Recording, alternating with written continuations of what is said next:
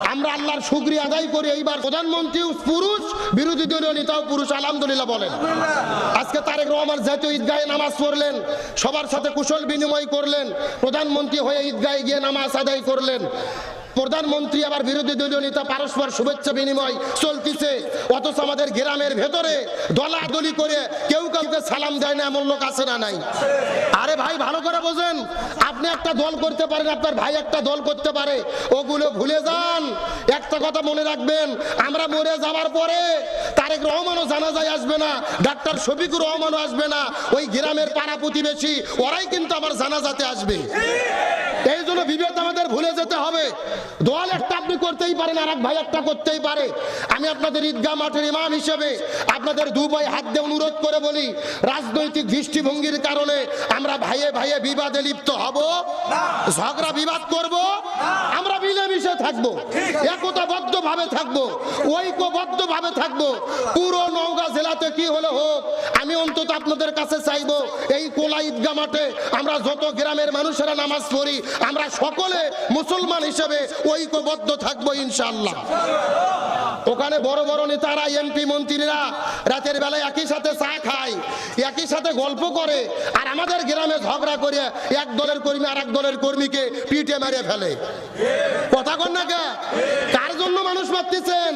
ওখানে বড় নেতারা ঠিকই আছে, জামাত ইসলাম ইফতার মাহফিল করে তারেক রহমানকে দাওয়াত দিয়ে খাওয়াইছে না?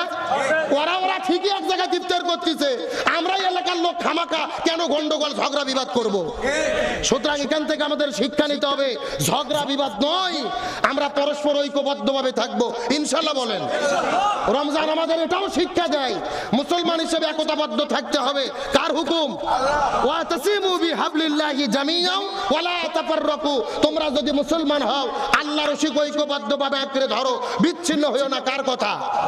তাহলে রমজান আমাদের শিক্ষা দিল, শুধু নিজে ভালো থাকলে হবে না, গরিব দুঃখীদের পাশে দাঁড়ানোর দরকার আছে না নাই? আরেকটু জোরে বলেন। গরিব দুঃখীদের পাশে দাঁড়াবো, তাদেরকে খোঁজ নেব। রমজানের প্রধানত আমি 6টা শিক্ষার কথা বলেছি। জোরে বলেন কয়টা? আরো জোরে বলেন। 1 নম্বর, প্রয়োজনে না খেয়ে থাকবো, আরাম খাবার খাবো। 2 নম্বরে সবুর করব, জিনা ব্যভিচার করব। 3 নম্বরে কোরআন হাদিসের প্রত্যেকটা বিধান সময় মতো পালন করব। 4 নম্বরে সর্বাবস্থায় কার ইবাদত করব। আর 5 নম্বরে এক আল্লাহ ছাড়া কাউকে ভয় করব। আর আল্লাহ ভর যাদের কলিজার ভেতরে থাকে, তাদের সমস্ত বিপদ থেকে রক্ষা করে দেয় কে? আরো ধরে বলেন। আমার বন্ধুগণ, মুসলমান ভাইরা গভীর মনোযোগ লক্ষ্য করুন। আল্লাহর ভয় যদি কলিজার ভেতরে থাকে, আর কোন ব্যক্তি যখন আল্লাহর ভয় কলিজার মধ্যে মুত্তাকি হতে পারবে, আল্লাহর কোরআন বলেন, এই মুত্তাকিদের কোনো ভয় নাই, কোনো টেনশন নাই, এদেরকে আল্লাহ তাআলা সমস্ত বিপদ থেকে রক্ষা করবেন। যেমন আল্লাহ তাআলা কোরআনুল কারীমের মধ্যে কত চমৎকার করে বলেন, ওয়া মাইয়াত্তাকিল্লাহা ইয়াজআল লাহু মিন আমরিহি ইউসরা। আল্লাহ রাব্বুল আলামিন বলেন, যাদের অন্তরের মধ্যে আল্লাহর ভয় থাকবে, আল্লাহ সমস্ত বিপদের মধ্য থেকে তাদেরকে হেফাজত করবে, সমস্ত বিপদ থেকে তাদেরকে রক্ষা করবে। আমি আপনাদেরকে একটা হাদিস বলার পরে আলোচনাটা শেষ করে নামাজের দিকে চলে যাব।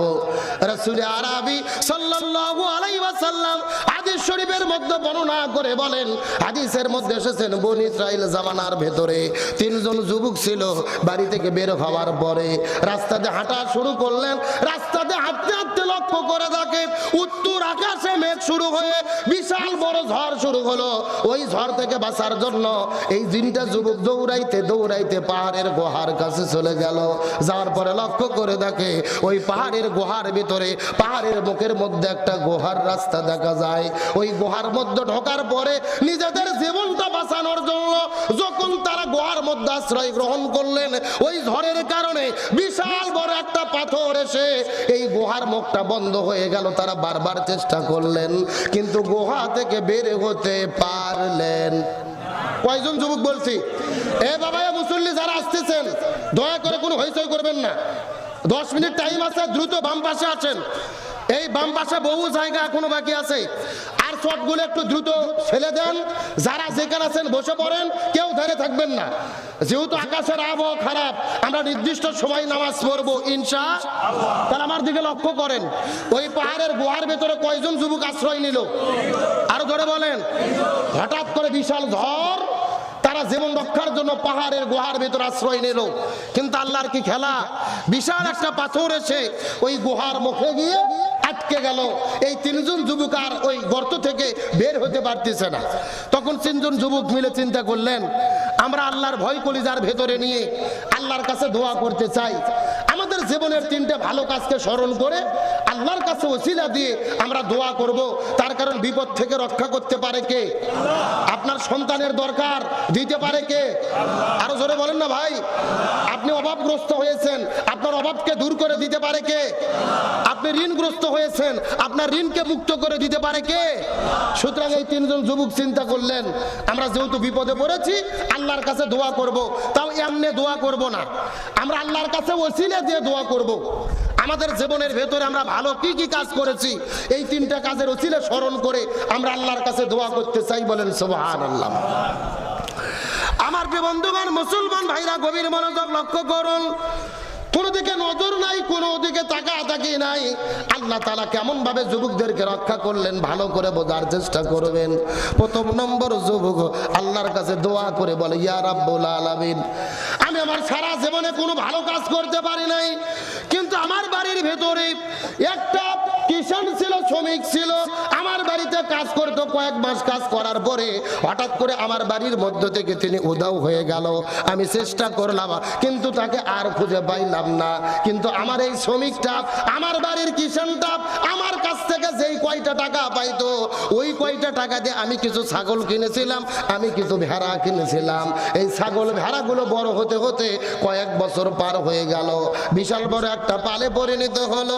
কয়েক বছর পরে ওই রাখালটা, কৃষকটা আমার বাড়ির কাছে আসার পরে ডাক দে বলে, হুজুর, আমি কয়েক বছর আগে আপনার বাড়ির মধ্যে কাজ করেছিলাম, আপনার বাড়িতে পরিশ্রম করেছিলাম, আমি আপনার কাছ থেকে কিছু টাকা পাইতাম, আপনি দয়া করে যদি দিতেন আমি আপনার প্রতি বড় কৃতজ্ঞ থাকতাম। এই কথা বলার পরে মালিক ডাক দেয় বলে, ভাই, তুমি আমার কাছ থেকে যেই টাকা পাইতে ওই টাকাতে ছাগল কিনেছিলাম, ভেড়া কিনেছিলাম। এই ছাগল ভেড়াগুলো বাচ্চা দিতে দিতে বিশাল বড় একটা পালে পরিণত হয়ে গেছে।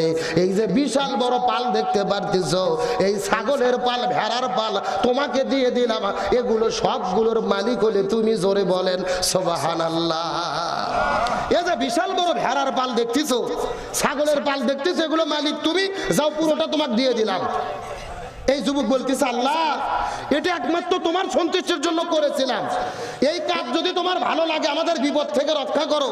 হাদিসে রাসূল বলেছেন, এই যুবকে দোয়া করতে দেরি হয়েছে, কিন্তু ওই গুহার মুখ থেকে পাথরটা সরে যেতে এক বিঘ দেরি হয় নাই। জোরে কোন সুবহানাল্লাহ।